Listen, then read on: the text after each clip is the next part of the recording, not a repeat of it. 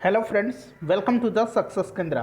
दोस्तों, आज की इस वीडियो में हम लोग बिहार पुलिस कांस्टेबल का जो एग्ज़ाम 21 मार्च 2021 को है फ्रेंड्स, उसके लिए हम लोग 14 मार्च 2021 को बिहार पुलिस कांस्टेबल का जो पेपर हुआ था उसी पैटर्न पर आधारित हम लोग इम्पॉर्टेंट क्वेश्चंस को कवर करेंगे। दोस्तों, अगर आपका पेपर 21 मार्च 2021 को है तो वीडियो को पूरा देखिएगा। आज हमारा यह 21 मार्च के लिए दूसरा वीडियो है। इससे पहले ऑलरेडी हम लोगों ने एक वीडियो को कवर कर लिया है। अगर आपने नहीं देखा है तो लिंक आपको डिस्क्रिप्शन में मिल जाएगा, जरूर देख लीजिएगा। चैनल पर अगर आप पहली बार आए हैं तो चैनल को सब्सक्राइब कर लीजिए, साथ ही साथ बेल आइकन को भी जरूर दबा लीजिएगा ताकि जब भी कोई बिहार पुलिस कांस्टेबल से रिलेटेड इंपॉर्टेंट वीडियो अपलोड किया जाए उसका नोटिफिकेशन तुरंत आपके पास पहुंच जाए। तो चलिए फ्रेंड्स, बिना देरी किए हुए आज का सेशन स्टार्ट करते हैं। वीडियो को लाइक और शेयर जरूर कर दीजिएगा। फ्रेंड्स, सबसे पहले मैं बता दूं कि 21 मार्च 2021 के लिए हमारा जो पहला वीडियो था जिसको हमने कल कवर किया हुआ था उसमें मैंने 37 नंबर क्वेश्चन को गलत बता दिया था। कौन सा वेद तंत्र मंत्र और जादू टोना की पद्धतियों का उल्लेख करता है? तो राइट आंसर इसका ऑप्शन नंबर डी हो जाएगा, अथर्ववेद। और मैंने सामवेद बता दिया था, तो क्षमा चाहता हूँ, सुधार लीजिएगा। राइट आंसर अथर्ववेद हो जाएगा। चलिए फ्रेंड्स, आज का सेशन स्टार्ट करते हैं। फ्रेंड्स, आज के सेशन का पहला क्वेश्चन देखिए। पहला क्वेश्चन है, किसने कहा कि मनुष्य जन्म से स्वतंत्र है किंतु हर जगह बेड़ियों में जकड़ा हुआ है? ठीक इसी प्रकार से प्रश्न जो है 14 मार्च 2021 का जो पेपर हुआ था उसमें पूछा गया था, और उसी पैटर्न पर आधारित इस वीडियो में हम लोग इंपॉर्टेंट क्वेश्चन को कवर करेंगे। तो राइट आंसर इसका ऑप्शन नंबर सी हो जाएगा, रूसो। ध्यान रखिएगा। नेक्स्ट क्वेश्चन देखिए फ्रेंड्स, अगला क्वेश्चन है कि गुट निरपेक्ष सम्मेलन के अध्यक्ष कौन थे? इंपॉर्टेंट क्वेश्चन है, तो ध्यान से सुन लीजिए। देखिए, गुट निरपेक्ष की स्थापना जो है 1961 में सर्बिया के बेलग्रेड में किया गया था। कहाँ? सर्बिया के बेलग्रेड में। और 1961 में ही इसका पहला अधिवेशन हुआ था जिसकी अध्यक्षता किया था मार्शल टीटो ने। Option number D right answer हो जाएगा। गुट निरपेक्ष की ओर पहला कदम 1955 में, पहला कदम 1955 में बांडुंग सम्मेलन में रखा गया था। ठीक है फ्रेंड्स, ध्यान रखिएगा। आगे हम लोग बांडुंग सम्मेलन के बारे में भी चर्चा करेंगे। नेक्स्ट क्वेश्चन हमारा है कि 1955 में, यहाँ सुधार कर लीजिए, 1955 हो जाएगा, ये 95 नहीं होगा। 1955 में बांडुंग सम्मेलन कहाँ हुआ था? तो 1955 में बांडुंग सम्मेलन जो है यह इंडोनेशिया में हुआ था। Option number A right answer हो जाएगा। इंपॉर्टेंट है, ध्यान रखिएगा। उसके बाद नेक्स्ट क्वेश्चन देखिए, किस वर्णी लवक के कारण गाजर का रंग लाल होता है? तो फ्रेंड्स, आपने देखा होगा गाजर का रंग लाल भी होता है और नारंगी भी होता है।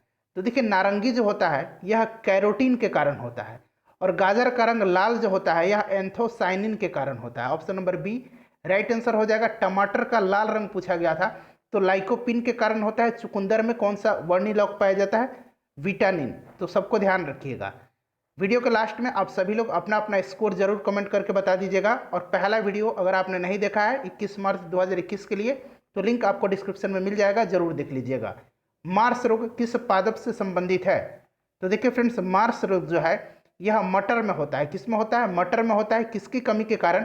तो ये होता है मैग्नीज की कमी के कारण, ध्यान रखिएगा। उसके बाद अगर हम बात करें फ्रेंड्स, मूंगफली में कौन सा रोग होता है? तो ध्यान रखिएगा, मूंगफली में जो होता है टिक्का रोग होता है। कौन सा रोग होता है? टिक्का रोग होता है। धान में जो है खैरा रोग होता है। किसकी कमी से? तो जिंक की कमी से होता है। उसके बाद आलू में जो है कौन सा रोग होता है? ब्लैक हार्ट रोग। यहाँ मैं लिख देता हूँ ब्लैक हार्ट रोग। ठीक है, ध्यान रखिएगा, इंपॉर्टेंट क्वेश्चन है सारे। नेक्स्ट क्वेश्चन देख लीजिए। अगला क्वेश्चन है कि शिमला समझौता कब हुआ था? तो फ्रेंड्स, शिमला समझौता जो है यह 1972 में हुआ था, भारत के प्रधानमंत्री श्रीमती इंदिरा गांधी और जुल्फिकर अली भुट्टो के बीच में। ठीक है फ्रेंड्स, 1954 में क्या हुआ था? तो 1954 में पंचशील समझौता हुआ था। 1966 में ताशकंद समझौता हुआ था, लाल बहादुर शास्त्री और पाकिस्तान के अयूब खान के बीच में। ध्यान रखिएगा। नेक्स्ट क्वेश्चन देखिए, 7वां क्वेश्चन कि अभिक्रिया ऊष्मा निर्भर नहीं करती है। अभिक्रिया ऊष्मा निर्भर नहीं करती है, तो इसका राइट आंसर क्या हो जाएगा? उस पथ पर जिसमें अंतिम उत्पाद प्राप्त किया जाता है। Option number B correct answer हो जाएगा। इसी तरह से प्रश्न पूछा गया था एग्जाम में। उसके बाद क्वेश्चन नंबर 8 देखिए, जल का घनत्व 1 ग्राम पर सीसी है, यह बिल्कुल सही है किस तापमान पर? तो राइट आंसर बताइए क्या हो जाएगा इसका? तो फ्रेंड्स, राइट आंसर इसका क्या हो जाएगा? Option number B 4 degree centigrade पर। क्यों होता है? तो क्योंकि 4 डिग्री सेंटीग्रेड पर पानी का आयतन न्यूनतम और घनत्व जो है अधिकतम होता है। प्रश्न पूछा जाता है पानी का आयतन न्यूनतम कितना पर होता है? तो 4 डिग्री सेंटीग्रेड पर ही, और घनत्व अधिकतम भी 4 डिग्री सेंटीग्रेड पर भी होता है। नेक्स्ट क्वेश्चन देखिए, अगला क्वेश्चन है कि भारतीय नियंत्रक और महालेखा परीक्षक किसके लिए एक मित्र, दार्शनिक और मार्गदर्शक के रूप में कार्य करता है। इंपॉर्टेंट क्वेश्चन है। राइट आंसर बताइए इसका क्या हो जाएगा। तो राइट आंसर इसका हो जाएगा ऑप्शन नंबर ए, लोक लेखा समिति के लिए। लोक लेखा समिति संसद की एक वित्तीय समिति है और यह अपना वार्षिक प्रतिवेदन जो है लोकसभा अध्यक्ष को सौंपती है, ध्यान रखिएगा। और इसका कार्यकाल जो है कितने वर्षों का होता है, 1 वर्ष का होता है। अगला क्वेश्चन देखिए, नेक्स्ट क्वेश्चन है। और फ्रेंड्स, इससे पहले हम लोगों ने 2010 से लेकर के 2020 तक बिहार पुलिस कांस्टेबल में जितने भी प्रश्न पूछे गए थे उनको हमने सब्जेक्ट वाइज कवर किया हुआ है। लिंक आपको वीडियो का डिस्क्रिप्शन में मिल जाएगा, जरूर आप लोग देख लीजिएगा एक बार। सरकारिया आयोग का गठन किस विषय पर रिपोर्ट देने के लिए किया गया था। इंपॉर्टेंट क्वेश्चन है। तो देखिए फ्रेंड्स, सरकारिया आयोग का गठन जो है कब किया गया था, तो 1983 में किया गया था और इसने अपना रिपोर्ट जो है प्रस्तुत किया था 1987 में। और यह रिपोर्ट जो बनाई गई थी केंद्र राज्य संबंध के विषय पर रिपोर्ट देने के लिए बनाई गई थी। Option number B correct answer इसका हो जाएगा। नेक्स्ट क्वेश्चन देखिए, और फ्रेंड्स प्लीज़ वीडियो को लाइक और शेयर जरूर कर दीजिएगा। काफ़ी मेहनत करके मैंने जो पेपर हुआ था आपका 14 मार्च को, उस पर आधारित क्वेश्चन को मैंने कलेक्ट किया है। किसकी कोशिका भित्ति जो है पेंटिडोगलन की बनी होती है। तो राइट आंसर इसका क्या हो जाएगा, ऑप्शन नंबर बी, जीवाणु की कोशिका भित्ति जो है पेंटिडोगलन की बनी होती है। अगर हम पादप की कोशिका भित्ति की बात करें तो कई बार मैंने बताया है यह सेलुलोज की बनी होती है। कवक की कोशिका भित्ति जो है काइटिन की बनी होती है। ध्यान रखिएगा, कोशिका भित्ति से संबंधित प्रश्न पूछा गया था एग्जाम में। उसके बाद 12 नंबर क्वेश्चन देखिए, किस विटामिन की कमी से बांझपन होता है। तो यह जो होता है विटामिन ई की कमी किससे होता है। विटामिन ई का रासायनिक नाम पूछा जा सकता है। तो फ्रेंड्स इसका रासायनिक नाम क्या है, तो ध्यान रखिएगा, इसका रासायनिक नाम जो है टोकोफेरॉल है। क्या है फ्रेंड्स, टोकोफेरॉल है। विटामिन के की कमी से क्या होता है, रक्त का थक्का नहीं बनता है। और विटामिन के का रासायनिक नाम फिलोक्विनोन है। विटामिन ए का रासायनिक नाम रेटिनॉल है। विटामिन सी का रासायनिक नाम एस्कॉर्बिक एसिड है। अगला क्वेश्चन देखिए, नेक्स्ट क्वेश्चन है कि सर्वप्रथम किस राज्य ने महिलाओं को पंचायतों में 50% आरक्षण दिया था। तो यह राज्य अपना राज्य बिहार था। ऑप्शन नंबर 1 करेक्ट आंसर हो जाएगा। उसके बाद अगला क्वेश्चन देखिए कि यदि एक्स अक्ष राष्ट्रीय आय एवं वाई अक्ष कुल मांग को दर्शाता है तो स्थिर मूल्य पर कुल मांग वक्र की ढाल होगी। इस तरह से प्रश्न पूछा जाता है बिहार पुलिस के एग्जाम में। तो राइट आंसर इसका ऑप्शन नंबर ए हो जाएगा, धनात्मक होगी। जो मांग की वक्र की ढाल होगी वो किस प्रकार से होती है, धनात्मक होती है। इंपॉर्टेंट क्वेश्चन है, मोस्ट इंपॉर्टेंट क्वेश्चन है, इसको आप लोग ध्यान रखिएगा। उसके बाद नेक्स्ट क्वेश्चन देखिए कि संतुलन कीमत के निर्धारक घटक निम्नलिखित में से कौन है। संतुलन कीमत के निर्धारक घटक निम्नलिखित में कौन से हैं। तो राइट आंसर इसका हो जाएगा वस्तु की पूर्ति और वस्तु की मांग, यानी कि ए और बी दोनों जो है सही आंसर हो जाएगा। उसके बाद नेक्स्ट क्वेश्चन देखिए कि 2011 की जनगणना के अनुसार भारत के किस पूर्वोत्तर राज्य में लिंगानुपात सर्वाधिक है। तो सर्वाधिक लिंगानुपात जो है यह किस राज्य में है, पूर्वोत्तर राज्य पूछा जा रहा है, तो ये मणिपुर में है। वैसे अगर पूछा जाता सर्वाधिक लिंगानुपात कहाँ है, तो केरल में है, आप सभी को पता है। और पूर्वोत्तर भारत में जो है जो राज्य हैं उनमें मणिपुर में सबसे ज़्यादा जो है लिंगानुपात है। वहीं अगर पूछा जाता कि न्यूनतम लिंगानुपात किस पूर्वोत्तर राज्य में है, तो यह जो है सिक्किम में है। ठीक है, ध्यान रखिएगा, पूर्वोत्तर राज्य से संबंधित जनगणना से संबंधित एक प्रश्न पूछा गया था। नेक्स्ट क्वेश्चन देखिए कि मातृभूमि किसकी रचना है। मातृभूमि किसकी रचना है। और फ्रेंड्स गालिब सोनेट पूछा गया था। गालिब सोनेट जो है यह किसकी रचना है। तो यह जो गालिब सोनेट जो है यह त्रिलोचन की रचना है। और आज पूछ रहा है प्रश्न कि मातृभूमि किसकी रचना है। तो मातृभूमि जो है यह अरुण कमल की है। Option number D right answer इसका हो जाएगा, ध्यान रखिएगा फ्रेंड्स। नेक्स्ट क्वेश्चन देखिए, किसी झील के चारों ओर बसा अधिवास किस प्रतिरूप में आएगा। तो किसी भी झील के चारों ओर बसा अधिवास जो है यह किस प्रतिरूप में आएगा, तो वृत्ताकार। Option number B right answer हो जाएगा, वृत्ताकार, ध्यान रखिएगा। उसके बाद नेक्स्ट क्वेश्चन देखिए कि राइन जलमार्ग जोड़ती है। राइन जलमार्ग जो है जोड़ती है। तो देखिए यह जलमार्ग जो है स्विट्जरलैंड, जर्मनी, फ्रांस, बेल्जियम एवं नीदरलैंड के औद्योगिक क्षेत्रों को उत्तर अटलांटिक समुद्री मार्ग से जोड़ता है। तो राइट आंसर इसका क्या हो जाएगा, जर्मनी और नीदरलैंड। ठीक है, नेक्स्ट क्वेश्चन देखिए कि निम्नलिखित में से किस वेद को भारतीय संस्कृत का जनक कहा जाता है। तो यह वेद जो है कौन सा वेद है, सामवेद है। Option number C right answer हो जाएगा। सबसे पुराना वेद पूछा जाता है, ध्यान रखिएगा, ऋग्वेद। और सबसे जो आखिरी वेद है, अंतिम वेद, ये कौन सा है? अथर्ववेद है। अगला क्वेश्चन देखिए कि शुंग वंश का अंतिम शासक कौन था। तो फ्रेंड्स पूछा गया था कि मौर्य वंश का अंतिम शासक कौन था, तो ये बृहद्रथ था। कौन था? बृहद्रथ था। इसी बृहद्रथ की हत्या, यानी मौर्य वंश के अंतिम शासक बृहद्रथ की हत्या किसने कर दिया? पुष्यमित्र शुंग ने कर दिया। यहाँ पर लिखा हुआ है पुष्यमित्र शुंग ने कर दिया और मगध पर शुंग वंश की स्थापना की। और इसी शुंग वंश का अंतिम शासक जो था, ये कौन था? देवभूति था, जिसकी हत्या किसने कर दी? जिसकी हत्या कर दिया वासुदेव ने, और मगध पर कण्व वंश की स्थापना की। ठीक है, ध्यान रखिएगा। अगला क्वेश्चन देखिए। अगला क्वेश्चन है कि अमीर खुसरो किसके शिष्य थे।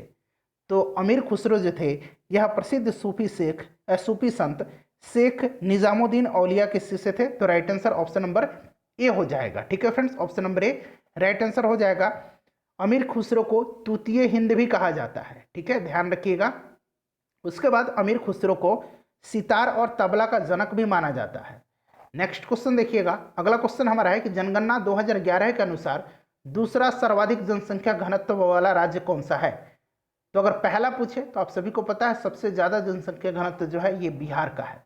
दूसरे स्थान पर पश्चिम बंगाल है, option number C correct answer हो जाएगा। सबसे कम पूछे तो अरुणाचल प्रदेश होगा, ध्यान रखिएगा। अगला क्वेश्चन देखिए कि भिलाई स्टील प्लांट भारत के किस राज्य में अवस्थित है। तो भिलाई स्टील प्लांट जो है यह छत्तीसगढ़ में है, option number D right answer हो जाएगा। छत्तीसगढ़ में है, ध्यान रखिएगा। राउरकेला स्टील प्लांट यह उड़ीसा में है। बोकारो झारखंड में है। दुर्गापुर स्टील प्लांट पश्चिम बंगाल में है। नेक्स्ट क्वेश्चन है कि निम्नलिखित में से किसकी जो है उत्तरी स्वप्नपरी हरित क्रांति नामक रचना है। यह रचना जो है उत्तरी स्वप्नपरी हरित क्रांति नामक रचना किसकी है। तो फ्रेंड्स यह जो रचना है फणीश्वर नाथ रेणु की है, option number B correct answer हो जाएगा। मोस्ट इंपॉर्टेंट क्वेश्चन है, ध्यान रखिएगा। और फ्रेंड्स प्लीज़ वीडियो को अगर आपने अब तक नहीं लाइक किया है तो लाइक कर दीजिए, और जहाँ कहीं भी आप सोशल मीडिया में, व्हाट्सएप ग्रुप में, फेसबुक ग्रुप में इसको जरूर शेयर कर दीजिएगा। नेक्स्ट क्वेश्चन देखिए। अगला क्वेश्चन हमारा है कि जैव विविधता का जनक किसको माना जाता है। प्रश्न पूछा गया था कि जैव विविधता यानी कि बायोडाइवर्सिटी शब्द सबसे पहले किसने दिया था। तो ये दिया था वाल्टर रोजन ने। और प्रश्न आज है कि जैव विविधता का जनक किसको माना जाता है। तो ये माना जाता है E.O. विल्सन को, option number A right answer इसका हो जाएगा। नेक्स्ट क्वेश्चन देखिए कि जीएसटी पंजीकरण संख्या में कितने अंक होते हैं। जीएसटी पंजीकरण संख्या में कल मैंने आपको बताया था कि आधार कार्ड में कितने अंक होते हैं, पैन कार्ड में कितने अंक होते हैं, साथ ही साथ मैंने स्विफ्ट कोड भी आपको बताया था। बैंक का एक स्विफ्ट कोड होता है, IFSC कोड तो पूछ लिया गया था, हो सकता है कि स्विफ्ट कोड पूछा जाए, यह भी बैंकिंग से रिलेटेड है, तो ध्यान रखना इसको। पहला वीडियो अगर आपने नहीं देखा है तो देख लीजिएगा, मैंने पूरी डिटेल में वहाँ आपको बता दिया है। तो सबसे पहले आप मुझे कमेंट करके अभी बता दीजिए कि जीएसटी भारत में कब लागू किया गया था, और जीएसटी की जो पंजीकरण संख्या में अंक होते हैं ये कितने होते हैं। तो राइट आंसर इसका क्या हो जाएगा फ्रेंड्स, राइट आंसर इसका क्या हो जाएगा बताइए।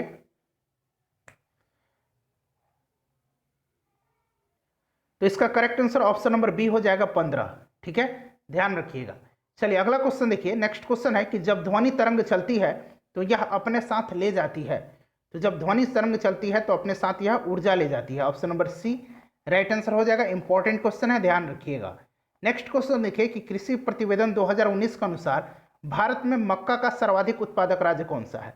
तो मक्का का सर्वाधिक उत्पादक राज्य जो है यह कर्नाटक है, ऑप्शन नंबर सी सही आंसर इसका हो जाएगा। नेक्स्ट क्वेश्चन देख लीजिए कि IO3, ठीक है, और ऊपर में ये माइनस है, नीचे यहाँ टाइपिंग में एरर हुआ है, ऐसे है, यहाँ मैं लिख देता हूँ IO3 माइनस। ठीक है फ्रेंड्स, IO3 माइनस, इसमें जो है ऑक्सीडेशन नंबर यानी कि ऑक्सीकरण संख्या आपको किसका बताना है, I का बताना है। तो देखिए ऑक्सीडेशन नंबर पहले भी मैंने आपको बताया हुआ था, और जो 14 मार्च का पेपर हुआ था उसमें क्या पूछा गया था, IO4 का ऑक्सीडेशन नंबर में I का ऑक्सीडेशन नंबर पूछा गया था। तो देखिए मैं तरीका आपको बता देता हूँ। देखिए सबसे पहले यहाँ जब भी माइनस लग जाए तो आपको राइट साइड में -1 ले लेना है।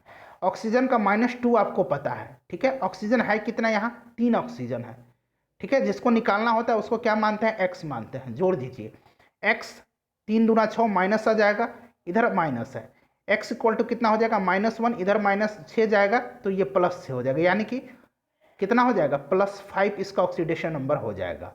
और जो पूछा गया था प्रश्न 14 तारीख को, उसमें पूछा गया था IO4 का जो है इसमें I का ऑक्सीडेशन नंबर।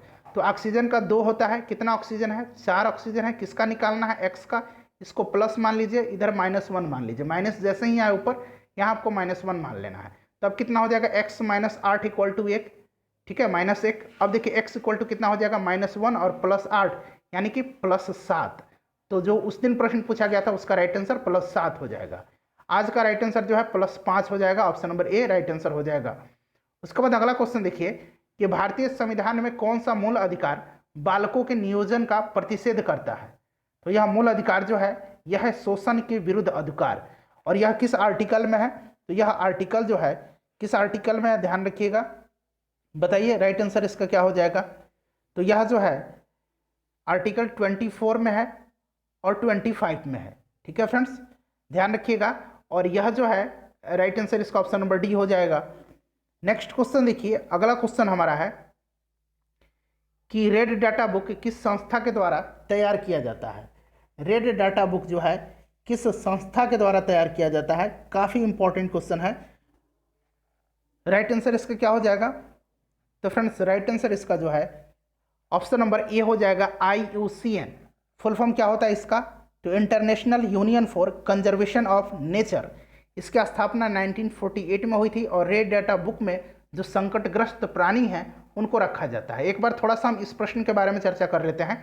देखिए यह जो है शोषण के विरुद्ध अधिकार, यह किस आर्टिकल में है, तो आर्टिकल 23 और आर्टिकल 24 में है। आर्टिकल 23 में क्या कहा गया है कि मानव के दुर्व्यापार और बलात् श्रम निषेध जो है इसी आर्टिकल के अंतर्गत लगाया गया है, और बालकों को जो है 14 वर्ष से कम आयु के बालकों को किसी भी कारखानों, खानों या जोखिम भरे कार्यों में नहीं नियुक्त किया जा सकता है। ध्यान रखिएगा आर्टिकल 23 और 24। नेक्स्ट क्वेश्चन देख लीजिए, हाँ ये हमारा हो गया 33 नंबर है कि अम्लों की प्रबलता घटते क्रम में आपको बताना है। थोड़ा सा समय लीजिए, इसको ध्यान से पढ़ लीजिए। राइट आंसर मैं बता देता हूँ, ऑप्शन नंबर बी हो जाएगा, HCl, HNO3, H2SO4 और CH3 COOH। नेक्स्ट क्वेश्चन हमारा है कि खगोलीय इकाई यानी कि एस्ट्रोनॉमिकल यूनिट निम्न में से किसका मात्रक है।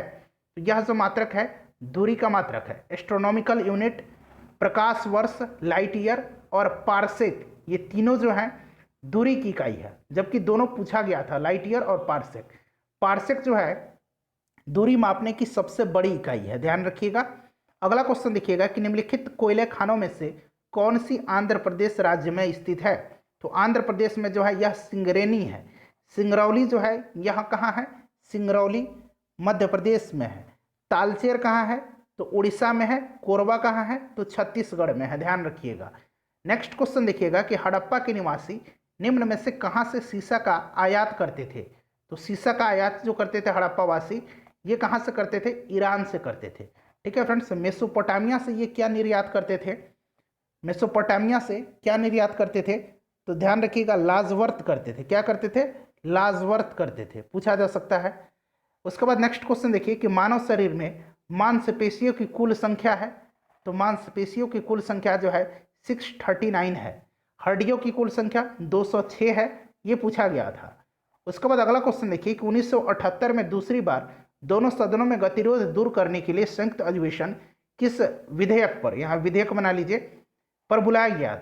तो यह दूसरा जो है 1978 में बुलाया गया था बैंकिंग सेवा आयोग विधेयक के लिए। पहला कब बुलाया गया था, यह प्रश्न पूछा गया था, पहला 1961 में शायद बुलाया गया था दहेज निरोधक विधेयक के लिए, ठीक है फ्रेंड्स। चलिए अगला क्वेश्चन देखिएगा कि निम्नलिखित में से कौन फांसीवाद का संस्थापक था। तो फांसीवाद का संस्थापक इनमें से कौन सा था, तो ये मुसोलिनी था। नाजीवाद का एडोल्फ हिटलर था। मुसोलिनी इटली का था और हिटलर जो था यह जर्मनी का था। उसके बाद अगला क्वेश्चन देखिए फुलेरिन है। फुलेरिन क्या है फ्रेंड्स, तो यह कार्बन का अपरूप है, option number C correct answer इसका हो जाएगा। उसके बाद नेक्स्ट क्वेश्चन है कि पैन नंबर में कितने अंक होते हैं। इसका आंसर आप मुझे अभी कमेंट करके बताइए। उम्मीद करता हूं कि वीडियो आपको पसंद आई है फ्रेंड्स। बिल्कुल 14 तारीख के पैटर्न पर आधारित हमने इंपॉर्टेंट 40 क्वेश्चन को कवर किया है। वीडियो को लाइक और शेयर जरूर कर दीजिएगा। मिलते हैं नेक्स्ट वीडियो में। Thanks for watching.